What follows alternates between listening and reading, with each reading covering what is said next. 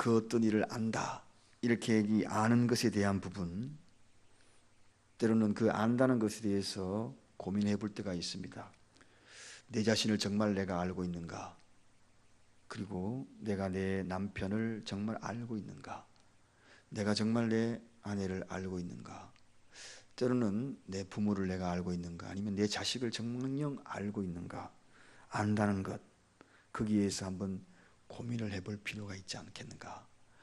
오늘은 이렇게 이 안다는 것에 대해서 때로는 우리가 오류를 범할 때가 참 많습니다.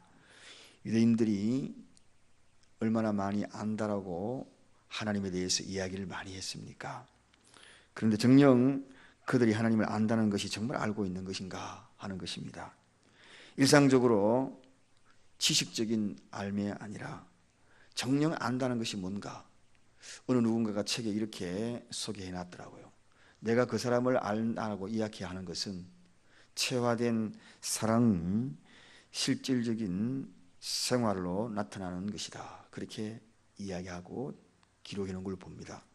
내가 그 사람을 안다는 것은 체화된 사랑이다. 이 체화라는 이 단어를 제가 사진에서 한번 찾아봤어요. 두 가지 의미가 있더라고요.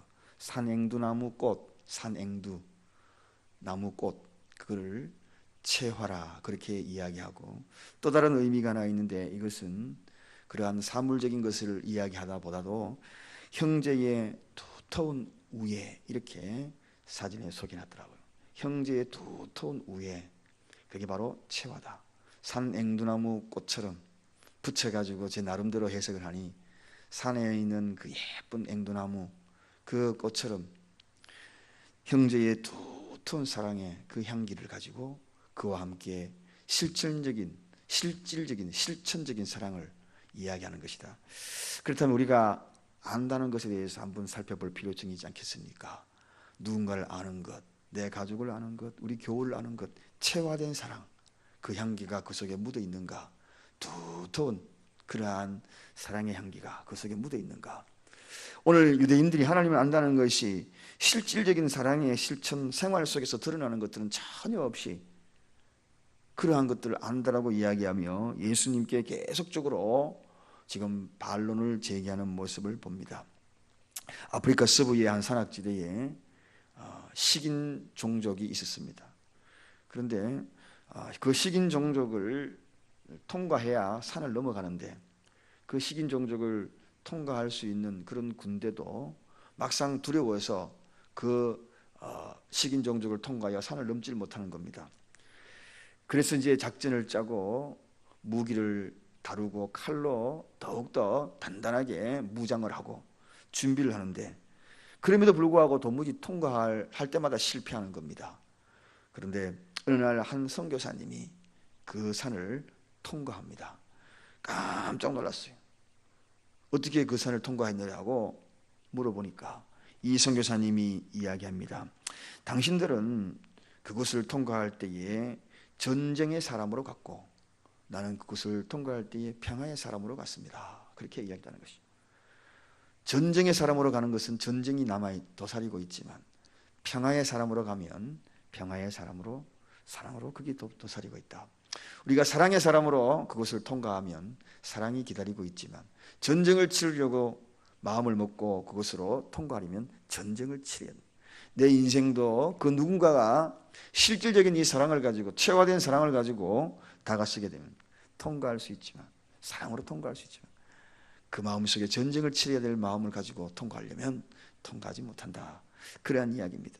여러분, 그렇습니다.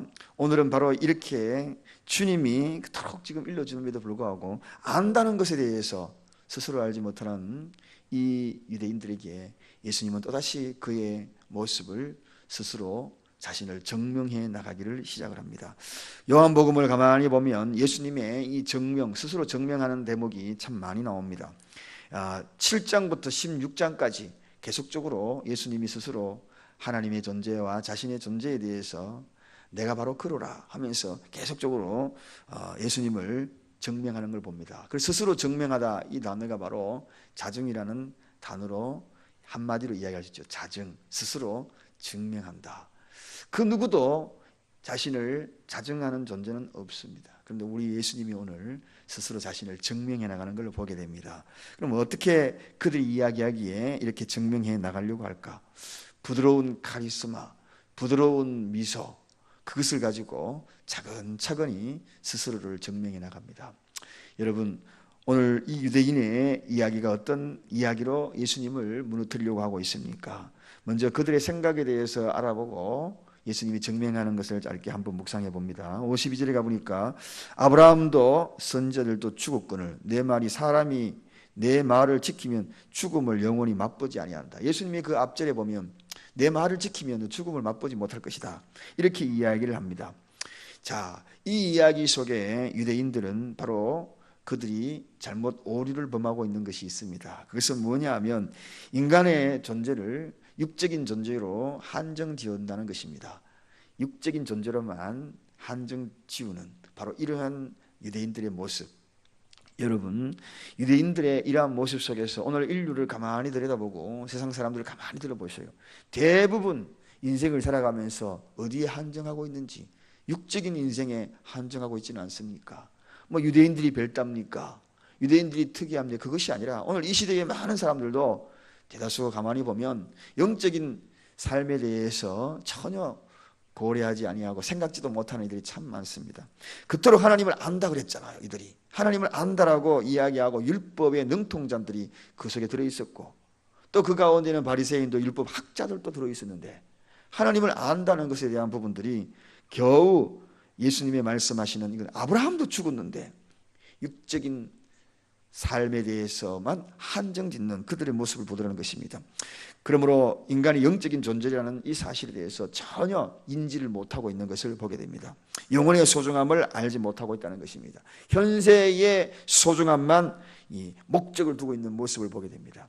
여러분, 오늘 여기에 우리의 생각들을 한번 잘 이 유대인의 생각과 아는 것에 대해서 한 번 더 좀 고민해 볼 필요성이 있지 않는가. 정녕 우리가 하나님을 믿는다라고 이야기하지만 내 머릿속에는 육적인 생각으로 한정되어서 늘 판단하고 생각하고 있지는 않는가 하는 이 질문들을 오늘 이 첫 번째 유대인들의 생각 속에 내 생각을 한번 비교해 보자는 것입니다. 또 뿐만 아니라 유대인들이 예수님을 신적인 존재로 바라보지 않는 오류를 범하고 있습니다. 너는 이미 죽은 우리 조상 아브라함보다 크냐? 또 선지자들 죽었거늘, 이렇게 이야기합니다. 53절에 그렇게 소개합니다. 신성을 대해서 무시하는 대목입니다. 예수님의 신성을 대해서 그분이 하나님이라는 것을 무시하고 있다는 것입니다. 정말 무지 중에 무지가 오히려 그들을 이 무지로 안다는 것이 무지로 더욱더 크게 드러내는 대목입니다.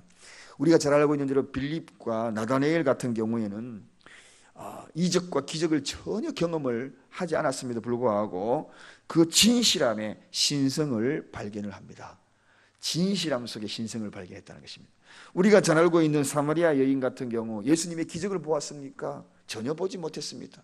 우물가에서 대화한 것밖에 없어요. 우물가에서 주고받은 대화 속에 예수님의 신성을 발견합니다.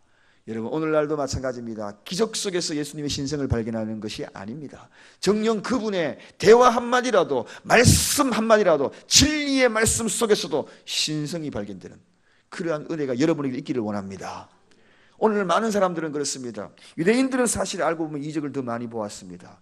더 많은 기적들을 예수님 따라다니면서 많이 체험했습니다. 오병이어의 기적들도 그들 눈앞에서 목도했습니다. 그러나 신성을 발견하지 못합니다. 그러나 오늘 보십시오.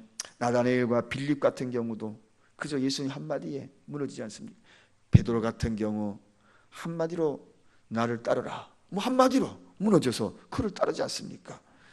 눈이 가리워지면, 생각이 가리워지면 이렇게 안다라고 하는 것이 얼마나 극도의 무지로 치닫는지 모릅니다. 영적인 세계에서 영적인 존재인 것을 우리가 깨닫게 되면 그분의 말씀 한마디에 신성을 발견하는 것입니다.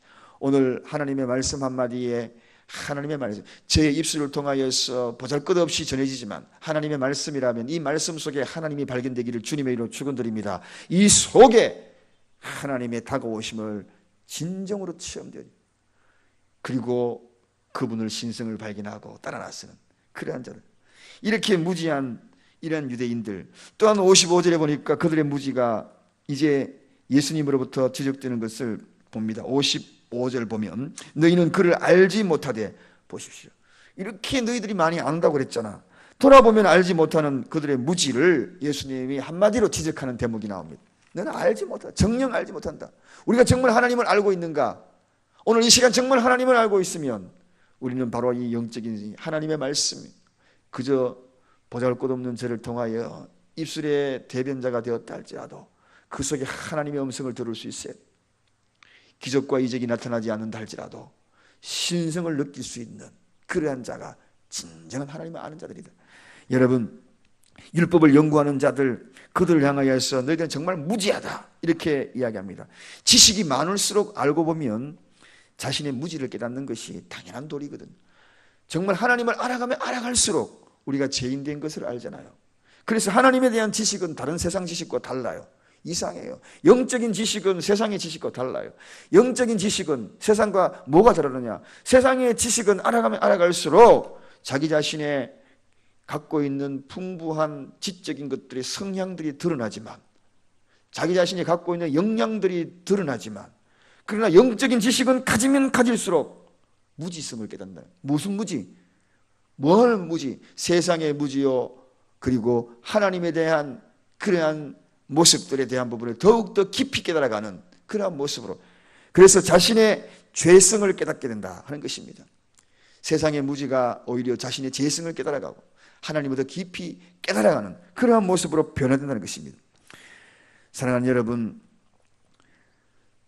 하나님을 더욱더 깊이 알아가면 내 자신의 무지가 발견이 되고 내 자신의 지식이 더욱더 상향되고 높이 올라가면 하나님에 대한 무지가 됩니다. 그러므로 하나님을 깊이 알아서 자신의 무지를 깨달아 하나님의 진리성을 따라서 따라가는 저와 여러분이 되시기를 원합니다. 이래서 예수님은 이제 오늘 자정하십니다. 스스로 증명하십니다. 거기에서 54절에 가보니까 내게 영광을 돌리는 이는 내 아버지시니 그렇게 이야기합니다. 유대인들은 무분별한 무지로 예수님을 영접하지 않았습니다. 그런데 그렇다고 해서 예수님의 영광이 소멸되고 없어지는가 사라지는가, 그게 아니라는 것입니다. 예수님의 영접은 너희들이 영접하지 않아도 내 영광은 내 아버지께서 내 영광을 드러내게 될 것이다, 그렇게 이야기합니다. 그것은 한마디로 십자가 지신 이후에 장래에 되어질 일들, 부활의 사건들을 내 아버지께서 나를 드러내게 될 것이다, 그렇게 그들에게 이야기해 주는 대목입니다. 자정하시죠.